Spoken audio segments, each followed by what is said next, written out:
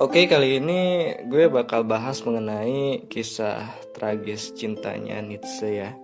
Ya, dimana jatuh cinta itu kan hanyalah seperkian kesedihan ya, yang diciptakan oleh manusia untuk membuatnya tetap kuat gitu. Demi jatuh cinta pun terkadang manusia mengorbankan keaslian dirinya sendiri. Jatuh cinta itu kan merupakan hal yang lumrah gitu kan, yang dirasakan oleh setiap orang.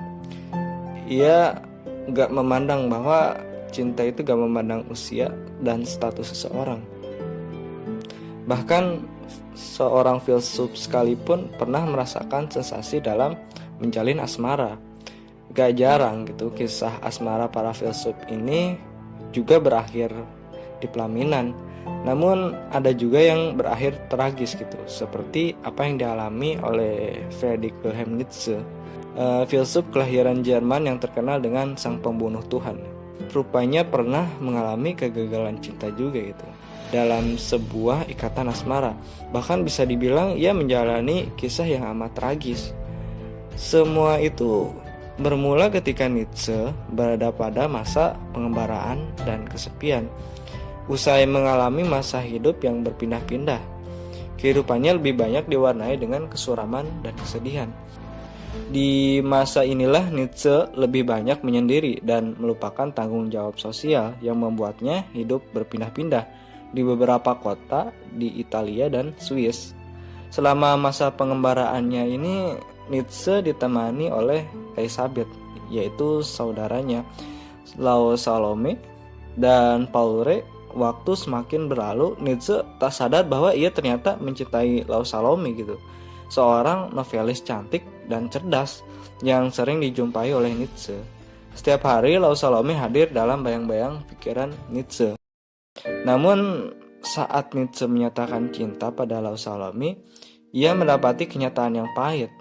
Lau Salome tidak memiliki perasaan yang lebih dan spesial selain hanya sebatas pertemanan.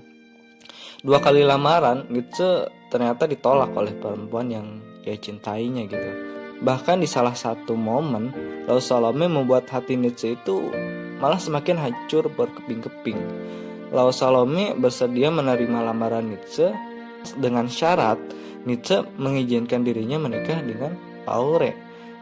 Itu sahabatnya sendiri, Nietzsche gitu. Wah, ini sebetulnya parah sih, hancur sehancurnya gitu.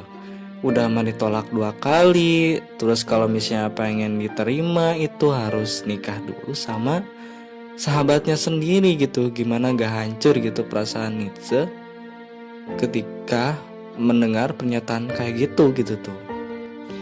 Manusia dan kehendaknya untuk bebas mendengar pernyataan itu, Nietzsche akhirnya ya memilih untuk gampang gitu. Pilihan yang sesungguhnya tepat untuk seorang individualis yang sanggup menguatkan dirinya tanpa pretensi dari pihak luar. Namun sejak saat itulah kehidupan Nietzsche perlahan mulai berubah. Rasa kehilangan telah membuatnya produktif dan melahirkan sejumlah karya besar, yakni pada tahun 1881, misalnya Nietzsche berhasil menerbitkan buku The Dialogue on Moral Prejudice. Kemudian di tahun berikutnya, pada tahun 1882, Nietzsche menerbitkan buku The Happy Science, di mana di buku ini juga Nietzsche memproklamasikan bahwa God is dead, Tuhan sudah mati. Sementara pada tahun 1883 sampai 1885, Nietzsche mempersiapkan karya besarnya yang terkenal, yakni Thus Spoke Zarathustra, sebuah buku yang seluruhnya ditulis secara puitis yang kemudian terbit pada tahun 1885. Lalu setahun berselang terbitlah buku yang berjudul Beyond God and Evil, Prelude to a Philosophy of Future, yang kemudian disusul dengan buku yang berjudul Sheriff on the Genealogy of Moral, a Polemic. Dan kemudian di tahun 1888 Nietzsche menulis cukup banyak buku, akan tetapi hanya ada satu buku yang diterbitkan, yakni The Wagner Case, a Musician's Problem. Namun pada tahun 1889, Nietzsche mulai digerogoti penyakit dan sejak saat itulah dia menderita sakit jiwa. Bahkan saat-saat terakhir hidup Nietzsche sungguh tragis. Dalam 2 tahun terakhir masa hidupnya ia tak dapat mengetahui apa-apa gitu dan tak dapat lagi berpikir secara sehat. Mirisnya, ia pun tak tahu kalau ibunya lebih dulu menghembuskan napas terakhir dan tak tahu bahwa Nietzsche sudah mulai masyhur. Nietzsche sendiri meninggal pada tanggal 25 Agustus 1900, 3 tahun lebih lama dibanding ibunya yang meninggal pada tahun 1897.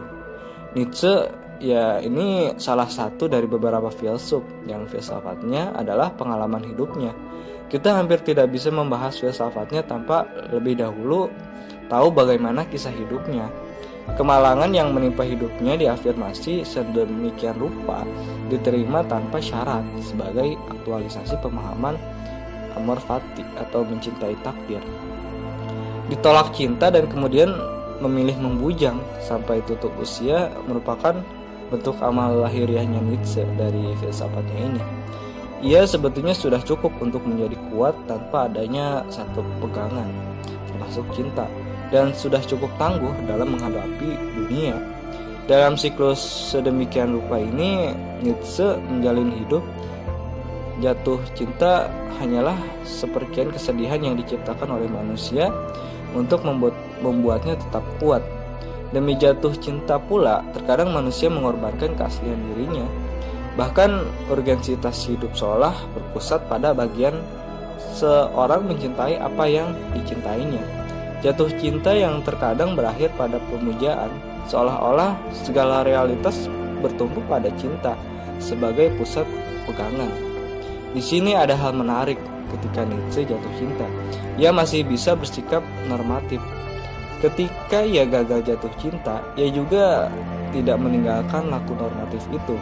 Di hadapan kematian Tuhan, orang ramai-ramai bersikap, ada yang shock gitu, ada yang apatis, ada yang ya biasa-biasa aja.